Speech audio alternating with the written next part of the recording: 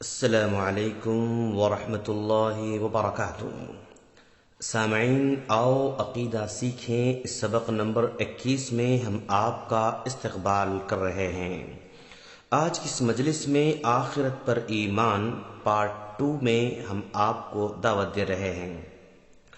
آخرت پر ایمان لانے کا مطلب یہ ماننا ہوگا کہ حضرت اسرافیل علیہ السلام جب پہلی بار سور پھونکیں گے تو سارے لوگ ختم ہوں گے، اور جب دوسری بار سور پھونکیں گے تو سارے لوگ زندہ ہوں گے۔ دوسری زندگی موجودہ زندگی سے بالکل الگ ہوگی۔ سب سے پہلے رسول اللہ صلی اللہ علیہ وسلم کو قبر سے اٹھایا جائے گا، پھر تمام لوگوں کو زندہ کر کے قبروں سے اٹھایا جائے گا۔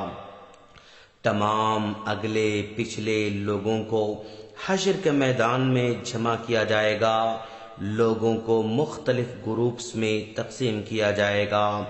میدان حشر میں سخت گرمی ہوگی، سورج 1 میل کے فاصلے پر ہوگا۔ لوگ اپنے اپنے اعمال کے مطابق پسینے میں ڈوبے ہوئے ہوں گے۔ ایک دن دنیا کے 50,000 سال کے برابر ہوگا۔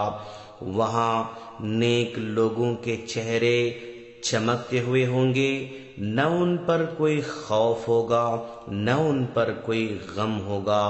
7 قسم کے لوگوں کو عرش کے سائے تلے جگہ دی جائے گی، اور جو دنیا میں اذان دیا کرتے تھے ان کا مقام بہت ہی بلند ہوگا۔ نماز پڑھنے والوں کے اعضاء چمکتے ہوئے ہوں گے۔ انصاف کرنے والے لوگ نور کے ممبروں پر ہوں گے۔ اچھے اخلاق والوں کو رسول اللہ صلی اللہ علیہ وسلم کے بالکل قریب رکھا جائے گا۔ جو دنیا میں دوسروں کی مشکلات میں کام آتے تھے وہاں ان کی مشکل کو آسان بنا دی جائے گی۔ وہاں پیشہ ور بھکاری بہت ہی بری حالت میں نظر آئیں گے۔ جو دوسروں کی زمین پر قبضہ کیا کرتے تھے ان کو 7 زمینوں کا ہار بنا کر پہنایا جائے گا۔ جو ظالم تھے ان کے لیے مکمل اندھیرا ہوگا۔ جو دنیا میں غداری کرتے تھے ان کی پیٹھ پر ایک جھنڈا ہوگا جس کو دیکھ کر لوگ سمجھیں گے کہ یہ دنیا میں بہت بڑا غدار تھا۔ جو دنیا میں خیانت کرتے تھے وہ وہاں ان چیزوں کو سر پر اٹھا کر لائیں گے۔ لوگ چیزوں کو دیکھ کر سمجھیں گے کہ فلاں نے فلاں چیز کی خیانت کی تھی، فلاں نے فلاں چیز کو خیانت کے طور پر لے رکھا تھا۔ جو دنیا میں بیویوں کے ساتھ انصاف نہیں کرتے تھے ان کا ایک کندھا فالج سے گرا ہوا ہوگا۔ جو دنیا میں تکبر کیا کرتے تھے ان کو چیونٹیوں کے مانند حقیر بنا کر لایا جائے گا۔ سود کھانے والے پاگلوں کی طرح وہاں نظر آئیں گے، اور جو بے نمازی تھے، نماز نہیں پڑھا کرتے تھے، وہ قارون اور فرعون کے ساتھ کھڑے ہوئے نظر آئیں گے۔ دنیا میں کفار جو بھی نیک عمل کرتے تھے ان کی نیکیاں وہاں راکھ کی مانند ہوا میں اڑا دی جائیں گی۔ دنیا کے اعمال سب کے سامنے لائے جائیں گے۔ لوگ سفارش کے لیے انبیاء کرام کے پاس جائیں گے۔ حضرت آدم علیہ السلام انکار کریں گے اور کہیں گے کہ اللہ آج اس قدر غصے میں ہے کہ اس سے پہلے کبھی اس طرح غصے میں نہیں تھا، لہٰذا تم لوگ نوح علیہ السلام کے پاس جاؤ۔ جب لوگ حضرت نوح علیہ السلام کے پاس جائیں گے تو وہ بھی انکار کریں گے۔ پھر حضرت ابراہیم علیہ السلام کے پاس، حضرت موسیٰ علیہ السلام کے پاس، حضرت عیسیٰ علیہ السلام کے پاس جائیں گے۔ یہ سارے کے سارے انبیاء کرام انکار کر دیں گے۔ آخر میں جناب محمد رسول اللہ صلی اللہ علیہ وسلم کے پاس آئیں گے تو آپ اللہ تبارک و تعالیٰ سے سفارش کریں گے کہ لوگوں کا حساب کتاب جلد لیا جائے۔ تمام لوگوں کے درمیان انصاف کیا جائے گا۔ ایک کا جرم دوسروں پر نہیں ڈالا جائے گا۔ حتیٰ کہ جانوروں کو بھی انصاف ملے گا۔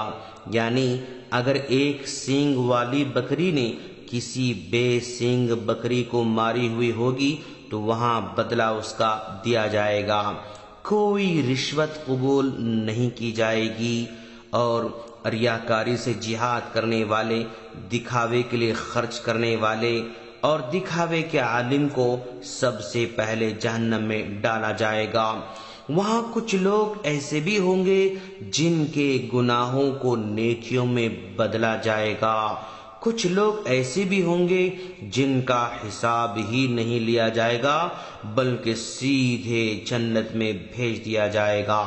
وہاں مختلف چیزیں گواہی دیں گی، حتیٰ کہ انسان کے اعضاء بھی گواہی دیں گے۔